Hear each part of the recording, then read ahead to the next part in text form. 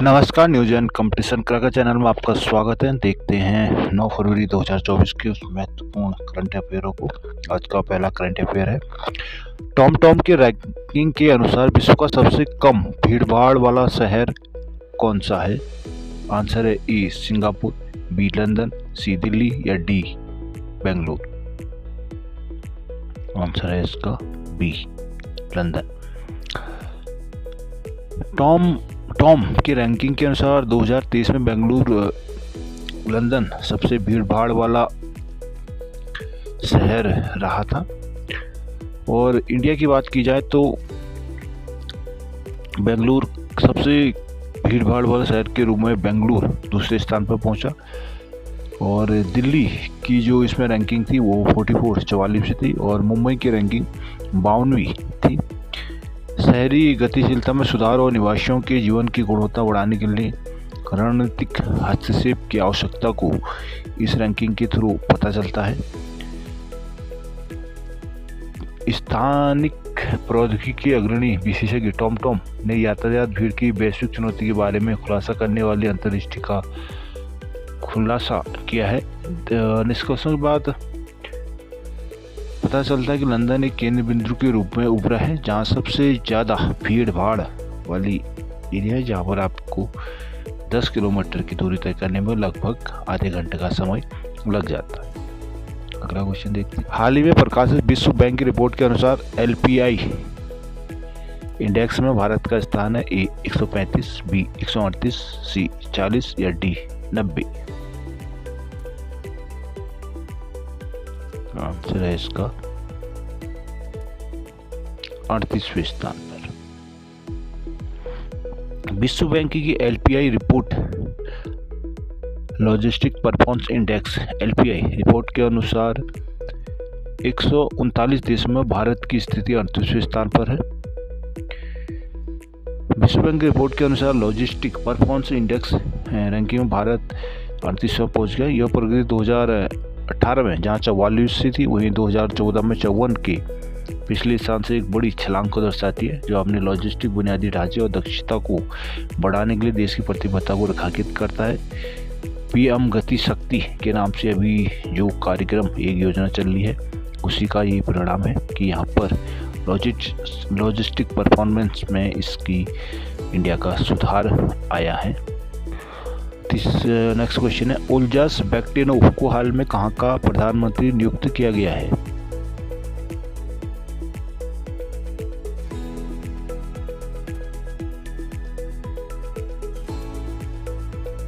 Answer है इसका Kazakhstan.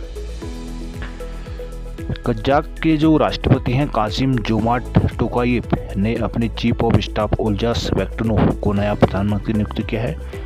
सत्तारूढ़ कजाक की जो सत्तारूढ़ पार्टी अमानत पार्टी के प्रमुख वाली संसदीय त्वरित मंजूरी राष्ट्रपति को मजबूत पकड़ को रेखांकित करती है। 43 साल के बैक्टेनोव पहले राज्य की भ्रष्टाचार विरोधी एजेंसी के प्रमुख थे। अप्रैल 2023 में उन्होंने राष्ट्रपति प्रशासन प्रमुख की भूमिका निभाई थी। ओल्जास बैक्टेनोव ने अपनी वर्तमान नियुक्ति से पहले राज्य भ्रष्टाचार विरोधी एजेंसी के रूप में भी कार्य किया था। राष्ट्रपति प्रशासन अप्रैल 2000 से उन्होंने अपना कार्यक्रम शुरू किया था और अभी उनको कजाकिस्तान का प्रधानमंत्री नियुक्त किया गया है। नेक्स्ट क्वेश्चन, हाल ही में फारूक नाजगी का 83 वर्ष में निधन हो गया है। वो कौन थे? ए पत्रकार, बी कवि, सी वैज्ञानिक या डी खिलाड़ी। आंसर है इसका कवि और साहित्यकार।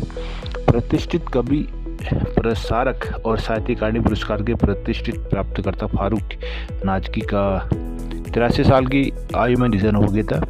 कविता में अपने गहन योगदान और सांस्कृतिक शिक्षण में अपने प्रयासों के लिए जाने जाने वाली नाजगी का जीवन विविध पृष्ठभूमि में दिलों और दिमाग को जोड़ने में शब्दों की एक शक्ति का प्रमाण था।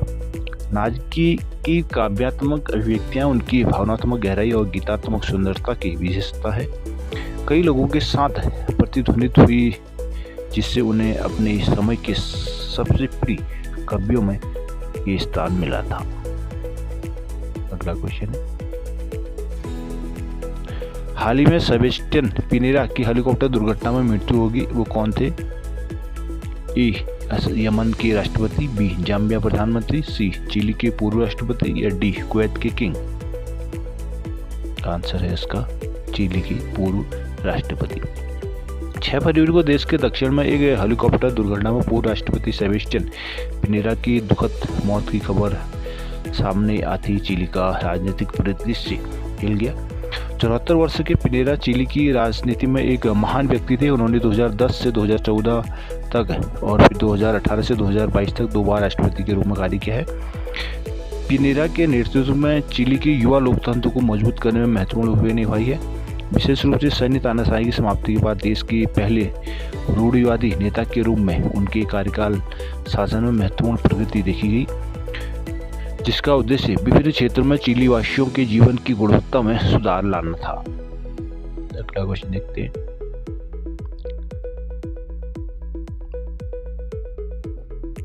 हाल ही में संयुक्त अरब अमीरात सरकार द्वारा किसे गोल्डन वीजा पुरस्कार दिया गया? ए विकास दिव्यकीर्ति, बी नरेंद्र मोदी, सी आनंद कुमार या डी इनमें से कोई नहीं।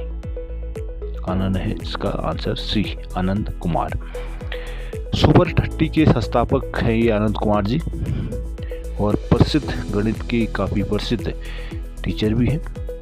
आनंद कुमार को मंगलवार 6 फरवरी को एक महत्वपूर्ण उपलब्धि हासिल हुई थी, क्योंकि उन्हें संयुक्त अमीरात सरकार द्वारा गोल्डन वीजा प्रदान किया गया है। परंपरागत रूप से मनोरंजन और खेल जगत के दिग्गजों के प्रभुत्व वाले गोल्डन वीजा में अब बौद्धिक कौशल और शैक्षिक योगदान शामिल है, जिसका उदाहरण गणित शिक्षा में कुमार का अग्रणी कार्य को दर्शाता है। यूएई सरकार द्वारा 2019 में पेश किए गए गोल्डन वीजा का उद्देश्य उद्यमियों, वैज्ञानिकों और उत्कृष्ट छात्रों सहित विभिन्न क्षेत्रों में असाधारण विदेशी प्रतिभाओं को आकर्षित करता है। यह प्राप्तकर्ता को विशेष लाभों के साथ संयुक्त अरब अमीरात में निवास करने, काम करने या अध्ययन करने का भी अवसर प्रदान करता है। टाटा स्टील शतरंज टूर्नामेंट 2024 में किसने जीता है? ए अनीश गिरी, बी गुकेश डोमराजू, सी वेई पी या डी नादिर बेग अबूसतारोव।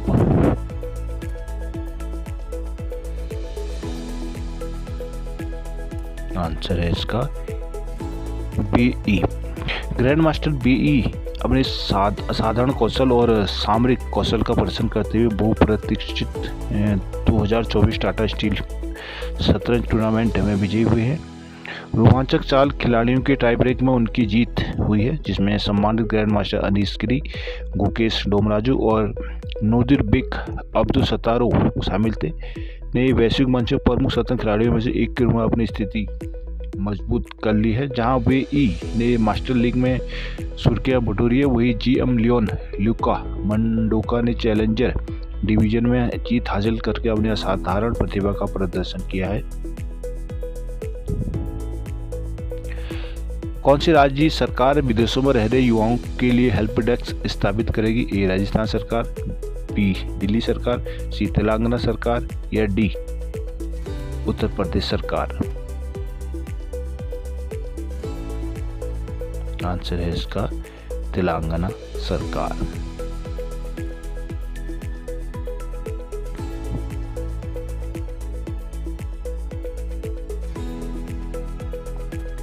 विदेश में रहने वाले तेलंगाना नागरिकों के बीच बढ़ती हुई सुरक्षा चिंताओं के जवाब में तेलंगाना के मुख्यमंत्री ई रेवंत रेड्डी ने एक समर्पित हेल्प डेस्क की स्थापना करने की घोषणा की है। इस कार्यक्रम का उद्देश्य तेलंगाना के उन छात्रों और युवा पेशेवरों के विविध आवश्यकताओं को पूरा करना जो विदेश में पढ़ रहे हैं या काम कर रहे हैं। उनकी सलाह, सहायता और समर्थन के केंद्र के रूप में कार्य करते हुए हेल्प डेस्क अपने नागरिकों की भलाई के लिए सरकार के अटूट प्रतिबद्धता को दर्शाता है, चाहे उनका स्थान कुछ भी हो। मुख्यमंत्री ए रेवंत रेड्डी ने न केवल राज्य के भीतर कदम उठाए, बल्कि विदेश मंत्रालय तक भी पहुंचकर विदेश में रहने वाले तेलंगाना नागरिकों की सुरक्षा चिंताओं को दूर करने के लिए त्वरित कार्रवाई का आग्रह किया है। अगला क्वेश्चन देखते हैं। भारत किस देश के साथ द्विपक्षीय रक्षा और रणनीतिक सहयोग को मजबूत करने के उद्देश्य से चर्चा में शामिल हुआ? ए ईरान, बी सऊदी अरब, सी संयुक्त अरब अमीरात या डी श्रीलंका। आंसर है इसका सऊदी अरब। भारत और सऊदी अरब ने हाल ही में अपने द्विपक्षीय रक्षा और रणनीतिक सहयोग को मजबूत करने के उद्देश्य से चर्चा में शामिल होने का एक योजना बनाई है।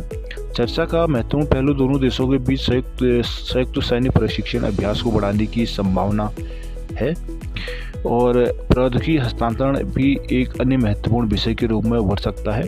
दोनों पक्षों ने रक्षा औद्योगिक भागीदारी में सहयोग करने के रास्ते तलाशे और टेक्नोलॉजी का यह आदान प्रदान न केवल रक्षा क्षमताओं को मजबूत करेगा बल्कि स्वदेशी विनिर्माण और नवाचार को भी बढ़ावा देगा।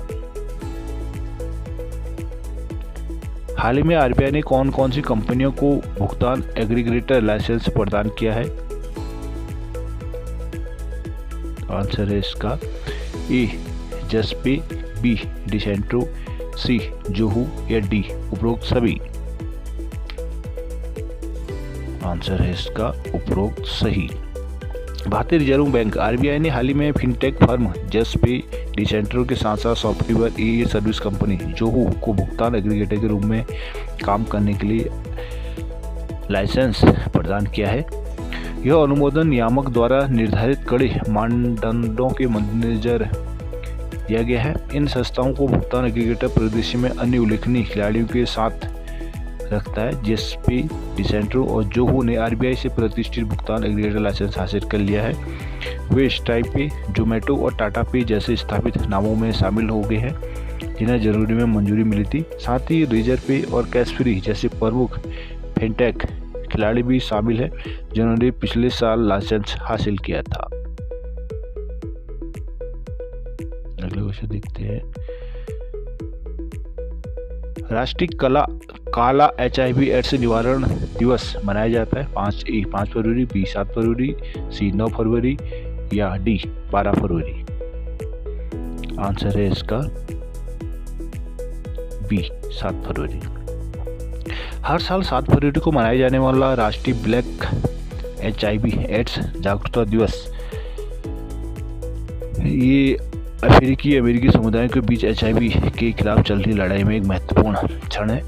इस वर्ष की राष्ट्रीय ब्लैक HIV का थीम है सगाई शिक्षित सशक्त काले समुदाय में HIV एड्स को समाप्त करने के लिए एकजुट होना है।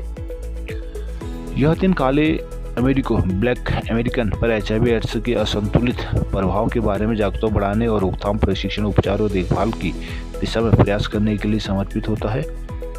यह अश्वेत आबादी के बीच HIV संक्रमण की उच्च दर में योगदान देने वाली प्रणालीगत असमानताओं को दूर करने के लिए व्यक्तियों के समुदाय और नीति निर्माताओं के लिए कार्रवाई के आह्वान के रूप में भी कार्य करता है। अगला क्वेश्चन है, दिल्ली के मुख्यमंत्री केजरीवाल द्वारा किस समुदाय के लिए मुफ्त बस सेवा की शुरुआत की गई है? ए नर्सरी के बच्चों के लिए, बी ट्रांसजेंडर समुदाय के लिए, सी ग्रामीण समुदाय के लिए या डी बीमारों के लिए। आंसर है इसका बी ट्रांसजेंडर समुदाय। दिल्ली के मुख्यमंत्री अरविंद केजरीवाल ने राष्ट्रीय राजधानी के भीतर ट्रांसजेंडर समुदाय के लिए मुफ्त बस यात्रा की घोषणा की है। यह एक महत्वपूर्ण सरकारी पहल है। केजरीवाल ने कैबिनेट की शीघ्र मंजूरी और योजना के तेजी से कार्यान्वयन की योजना की रूपरेखा तैयार किया, जिसका उद्देश्य कुछ ही हफ्तों में ट्रांसजेंडर समुदाय को इसका लाभ मिलने लगेगा। दिल्ली के मंत्री गहलोत ने पहल के परिचालन पहलुओं के बारे में विस्तार से बताया था। उन्होंने संकेत दिया है कि ट्रांसजेंडर व्यक्ति सरकार द्वारा जारी प्रमाण पत्र प्रस्तुत करने पर मुफ्त बस सेवाओं के लिए पात्र होंगे और वो इसका फायदा उठा सकेंगे। अगला क्वेश्चन, केंद्रीय शिक्षा मंत्री ने हाल ही में EDCIL विद्यांजलि छात्रवृत्ति कार्यक्रम शुरू किया। यह किन के लिए है? ए दिव्यांग बच्चों के लिए, बी नवोदय विद्यालय के बच्चों के लिए, सी ड्रॉप आउट बच्चों के लिए या डी सीमांत बच्चों के लिए। आंसर है इसका बी नवोदय विद्यालय के बच्चों के लिए। केंद्रीय शिक्षा मंत्री धर्मेंद्र प्रधान ने हाल में EDCIL विद्यांजलि छात्रवृत्ति कार्यक्रम शुरू किया है। यह नया कार्यक्रम उन बच्चों के लिए आसान बनाने के बारे में जिनके पास अच्छी शिक्षा प्राप्त करने के लिए पर्याप्त पैसे नहीं होते।